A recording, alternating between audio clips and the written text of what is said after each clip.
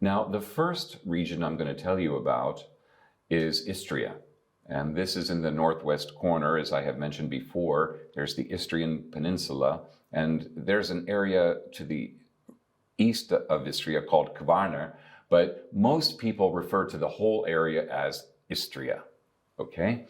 And it is a beautiful, beautiful area which has some very interesting soils. Especially in the eastern part of Istria, you have very deep red, iron-rich soils, okay, a terra rossa. And if you go there, and it is utterly fantastic to look at. You could probably see some pictures here of the deep red vineyard soils and what it gives, you can imagine, to the wines. So Istria has a total of 3,100 hectares. Okay, now, as I mentioned, the part of the soils are terra rossa, but there is also flysch, which are layers of shale and sandstone in some areas, and you'll have limestone in other areas. Sometimes you'll have the limestone combined with the terra rossa, where it can be very, very rocky, which you can imagine the mineral quality it's giving to the wines. Now, the main grape that is grown in Istria is also the second most widely planted grape in all of Croatia, and that is the white grape Malvasia istarska. Now, this grape, there are many different kinds of Malvasias. However, the Malvasia istarska apparently is not related to any other Malvasia. They can't find any DNA connection to other Malvasias, especially from Greece, where the Malvasias can originate. Now, the Malvasia istarska is planted to nearly 1,600 hectares in all of Croatia, but here in Istria is where it grows. And it is a very, very beautiful, beautiful wine. It could be made in entry-level, easy drinking white wine, and it can go all the way to a mature, age-worthy wine. And you can also, of course, it can be some people are making natural wines from them, which is very, very good. It has a very good acidity, a very a nice weight. Some people say that it has a character of acacia flowers on the nose. I think it can be very diverse. You can have this acacia scent. You might have, in my opinion, you can have some good herbal characteristics coming from the Adriatic or the Mediterranean herbal aromas.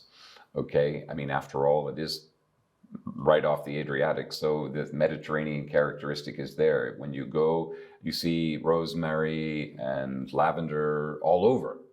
So you might pick up some of that in the wine, on the nose, and even in the flavor. It is in my opinion, a wonderful, wonderful grape, and it has very good acidity. And when it's fresh, it's really lovely. When round, you can be some producers, they're aging it just in steel. Some producers have it in barrels, in oak or acacia as well. Because of that acacia characteristic, you might pick up in the wine. Some producers are aging it in acacia wood barrels. Okay. Now, along with the Malvasia istarska, there's a red grape that is the 15th most planted grape in Croatia, and it's in Istria, and it's called Teran, or in Italian, Terrano. I love this grape. It is a very, very temperamental grape, so you have to really work with it. It has very high acidity, and it gives a strong kind of a cherry raspberry flavor, but it can have complexity to it too. So it's not, when you hear the flavors cherry, raspberry, you might be thinking maybe a little too simplistic, but not at all. It actually has very good depth when it's made well, when it's aged just right in the barrel. It gives a kind of a deeper cherry flavor or a deeper raspberry flavor. And combined with that acidity, and with a good structured roundness, and when there's good control, yield control in the vineyards, it's just wonderful. I love it. And I should mention that for a while there was a conflict with Slovenia. Slovenia next door also, of course, has the grape because it's Istria, and Istria extends into Slovenia. And the Slovenians did try to claim a right to use the name Tehran, and they were saying that Croatia couldn't. It did go to the EU courts, and basically the case went on for a number of years, and finally it was decided, well, Tehran's been in Istria for hundreds of years, if not longer, and it is in a significant part of to Croatia. So therefore, it just simply has to say on the label Hrvatska Istra, okay, which means Croatian Istria.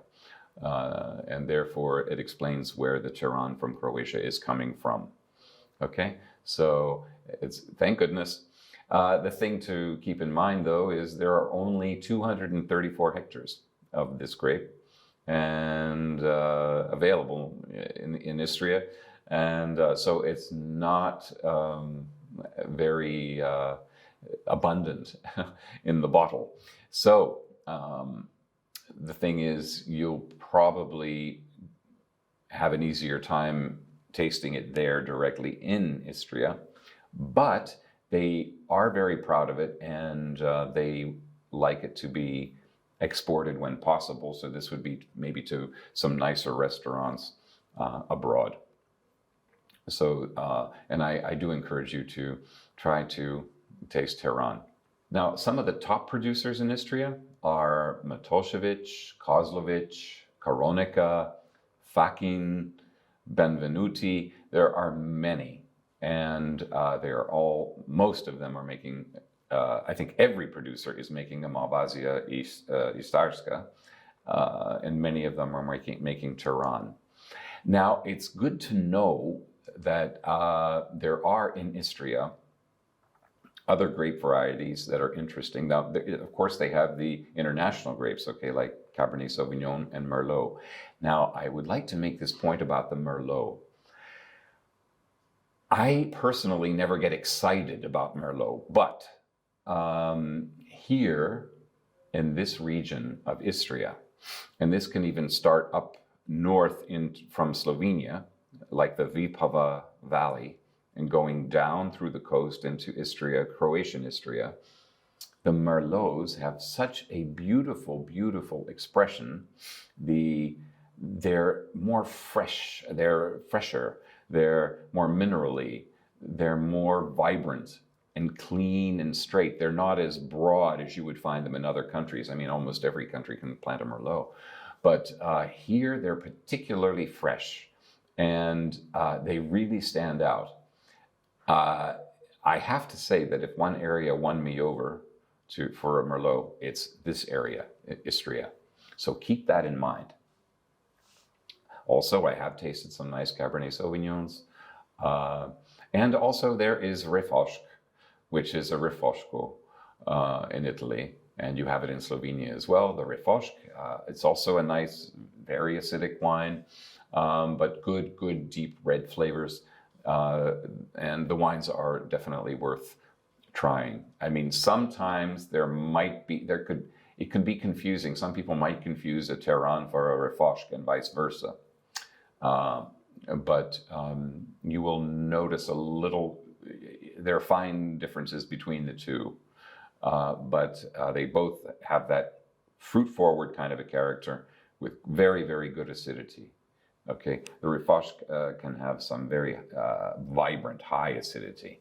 Anyway, these are the general characteristics of Istria and the grape varieties. It's very extensive, and I encourage you to also visit, as it is not so far away from Austria. Okay, and it's really worth to go to Istria.